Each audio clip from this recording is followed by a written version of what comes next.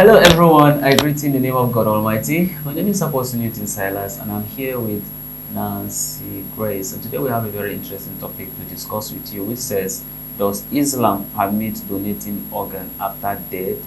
What Islam says about atheists? Well, that's a two-in-one question. And this question was put to Dr. Zakir Naik for him to respond. So unless we get down to the video, we can't be able to know his response. So guys, if today happens to be the first time of you checking out my channel, don't forget to subscribe to my channel and follow me on my Facebook and Instagram. And you have any video you want me to react to, don't forget to drop it at the comment section and I'm gonna check it out. So guys, before we get down to the video, I'm a theologian and I make this video not to discredit anyone's religion. This is basically for educational purposes and I believe you're going to learn from it. So guys, let's get down to the video. My name is Ramakrishnan. I am a software engineer. I have two questions for you. The first is, what does Islam say about donating organs after death? Is it okay or is it prohibited? Second question is, what does Islam say about atheists? That's it. The brother has two questions.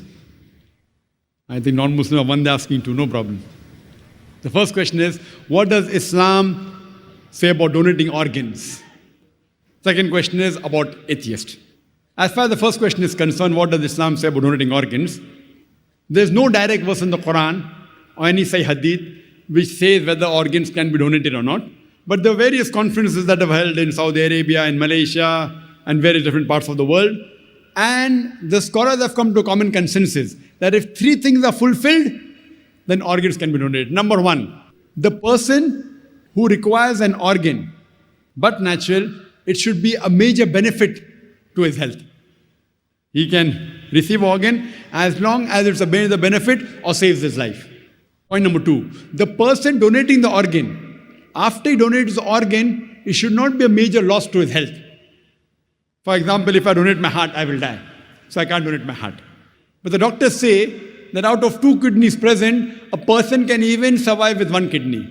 So if my mother has a kidney failure, both the kidneys have failed, I can very well donate my one kidney to my mother, even she lives, even I live. But naturally, after a person dies, if he wants to donate any other organ, that is permissible. But if he's alive, he should not donate any part of the body which will cause a major damage to his health or a loss of life. And the third criteria is, it should not be for money. No one should sell organ. If all these three conditions are fulfilled, then organ donation very well can be done. As far as the second question is concerned, what does Islam have to say about atheists? As far as I'm concerned, whenever I meet an atheist, are you an atheist, brother? He said no. Whenever I meet an atheist, the first thing I do is I congratulate that atheist. People may wonder that why is Zakir congratulating atheists? The reason I'm congratulating atheists is because most of the human beings, they usually do blind belief. He is a Hindu because father is Hindu. He is a Christian, father is a Christian. Many Muslims are Muslim because father is a Muslim. Now this atheist, he is thinking. He may be coming from a religious background. His father may be pious. But he does not believe that how can there be a God who requires to eat, a God who can die, a God who can lie. So the reason I congratulate the atheist is because he has said the first part of the Islamic Shahada, Islamic creed, La ilaha, that there is no God. The only thing I have to do is illallah, but Allah, which I shall do inshallah. So half my job is done. To a non-Muslim who believes in some other God, first I have to prove to him that the God he's worshipping is wrong. And after I prove to him that the God he's worshipping is wrong, then I have to prove to him about the correct God. Here, the atheist, half my job is done. He already agrees in the first part of the Islamic Shahada, La ilaha, there is no God. The only thing I have to do is illallah, which I shall do inshallah. The first question asked to the atheist is that, what is the definition of God? If anyone says there is no God, to say there is no God, he should know the definition of God. If he does not know the definition of God, he cannot say there is no God. For example, if I say this is a pen, Is this a pen? No. It's a book.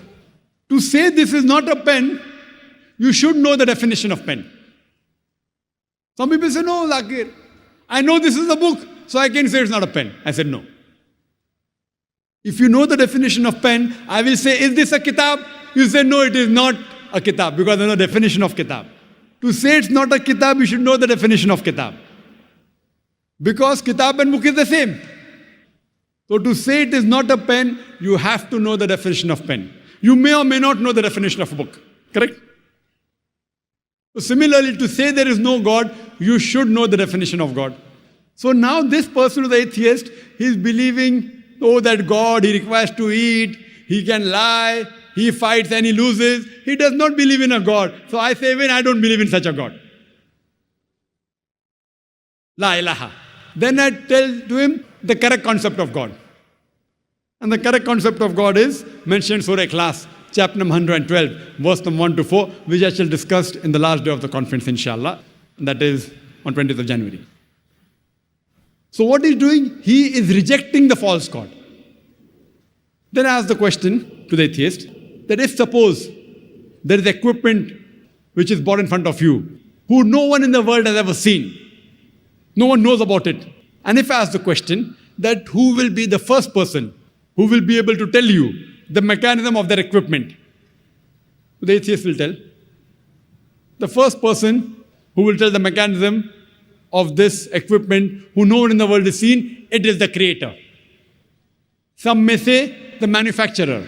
Some may say the inventor. Some will say the person who has made it, maker.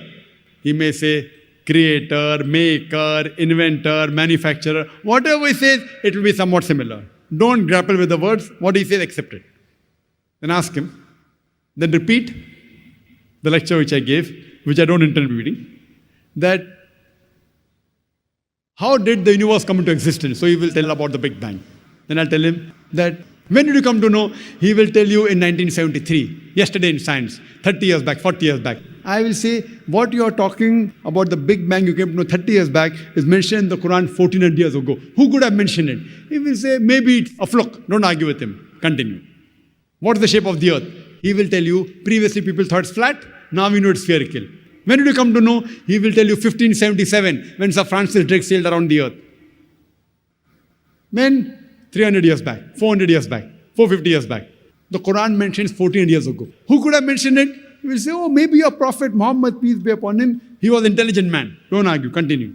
Light of the moon, is it its own light or reflected light? He will tell you, previously we thought light of the moon was its own light. Recently we have come to know a couple of 100 years back, it's reflected light.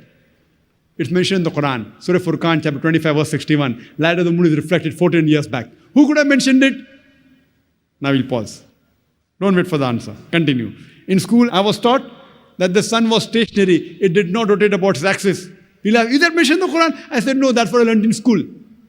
But the Quran says the sun and the moon rotate, which we have come to know recently. In school, 25 years back, I was told the sun did not rotate. The Quran says 14 years back that the sun rotates, which science has discovered today. Who could have mentioned that? There will be a pause. Don't wait for the reply. Continue. So all the scientific things I mentioned in my talk, after each scientific fact, ask him who could have mentioned it before. And finally, he will tell the creator, the manufacturer, the inventor, the maker. This creator, this manufacturer, this producer, this inventor, we in Islam call as Allah. That's the reason today science is not eliminating God, La ilaha, it is eliminating models of God, illallah. Therefore, Sir Francis Bacon, a very famous philosopher, he said that little knowledge of science makes you an atheist, in-depth knowledge of science makes you a believer in God. So, with this help of this lecture, Quran Modern Science, you can prove the existence of God scientifically. Hope that answers the question.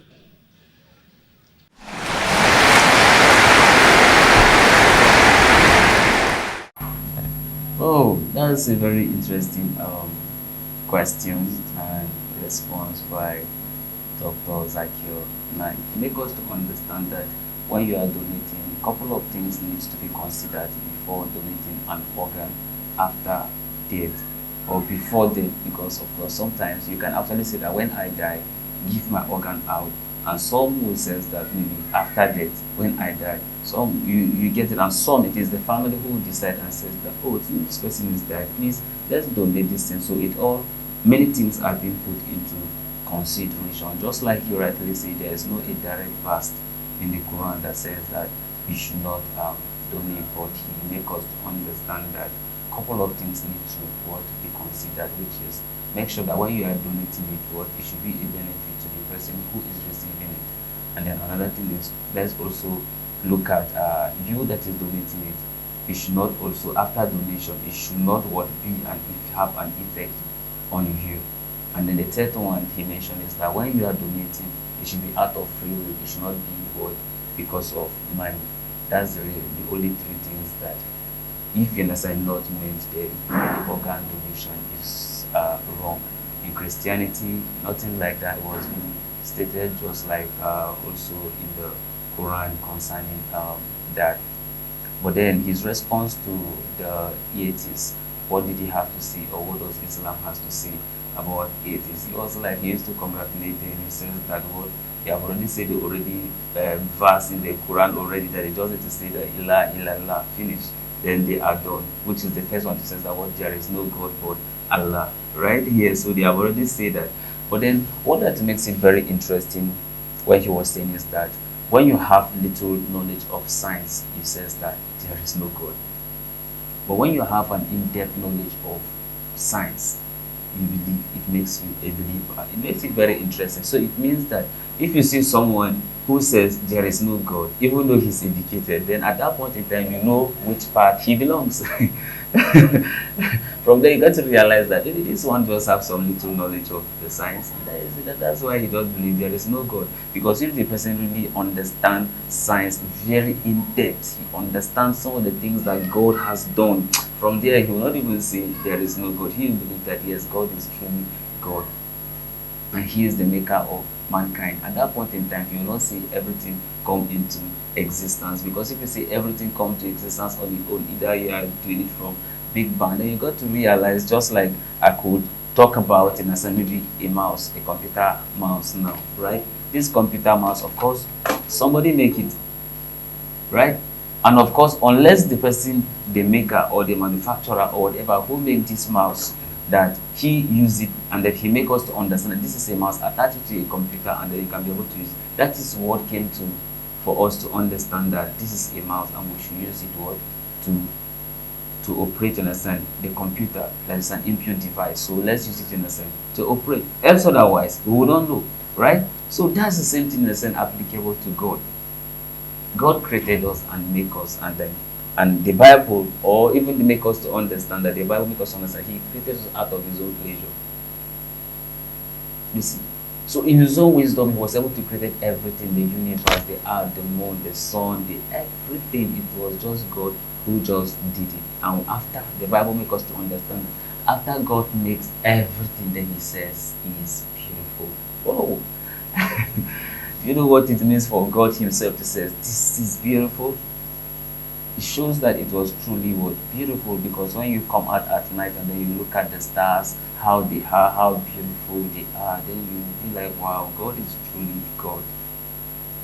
He was able to understand what he is doing, and it's just so beautiful, and I so much love this video. So let's hear from Nancy Grace. Nancy Grace, I hope you're enjoying this video.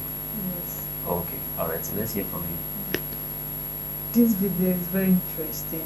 I so much love it, and I love the response of Doctor to this young man, Dr. Zach to this young man. First, I support what he says, in the sense that you don't donate your organs because of money. And also, while you are donating, you have to also check your health. You don't just donate. Whether it's one of your family or anything, just check your health, because your health, you didn't create yourself. Your health matters a lot. Imagine if you die, what will you say to your God? So that is the reason that we have to check our health before donating. Here comes my question, the second part of it is very interesting. An atheist. So I always ask myself, I love the second part of it, that say the second part of it. And here comes my question, I always ask myself, the atheists who, if they don't believe in God, or if they don't believe there's no God, who created them? I think this is just a question they have to, this I think this is a question or answer I have to give them when I come across any atheist. Who created you?